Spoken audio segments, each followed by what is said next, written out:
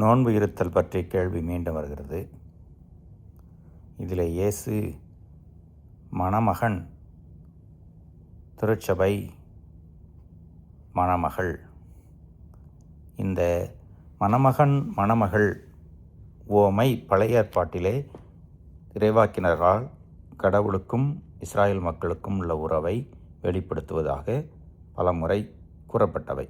Isaiah, ஹோசையா இவர்களெல்லாம் கூறியிருக்கிறார்கள். இங்கே இயேசுவினுடைய உடனிருப்பு, இந்த மானிட பிறப்பிலே இருந்த உடனிருப்பு இருக்கிறவை நோன்பு தேவையில்லை. ஆனால் ஒரு நாள் வரும், நோன்பு தேவைப்படும். இன்றைக்கு நமக்கு தேவை அது. பழைய ஏற்பாட்டிலே அது மனமாற்றத்தின் அடையாளமாக இருந்தது. இப்பொழுது மனமாற்றத்திற்கு மட்டுமல்ல, நம் உடல் உள்ள ஆன்ம நலனுக்காக நோன்பும் மற்ற ஒருத்தல் முயற்சிகளும் உதவி செய்யும். நமது ஆன்மீகத்தை எழுப்பும். கடவுளோடு கொண்டிருக்கின்ற உறவிலே அப்படிப்பட்ட ஒரு விதமான ஒருத்தல் முயற்சி நோன்பு ஆன்மீக பலன் தரும்.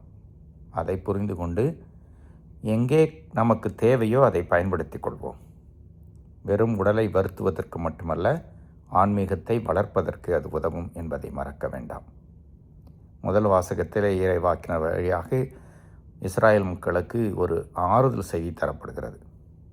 வளமை பெருகும் என்று. நாம் கடவுளோடு நல்லுறவு கொண்டிருக்கிற பொழுது இவ்வுலக வளமை மட்டுமல்ல, முடிவில்லா வாழ்வும் நமக்கு உண்டு.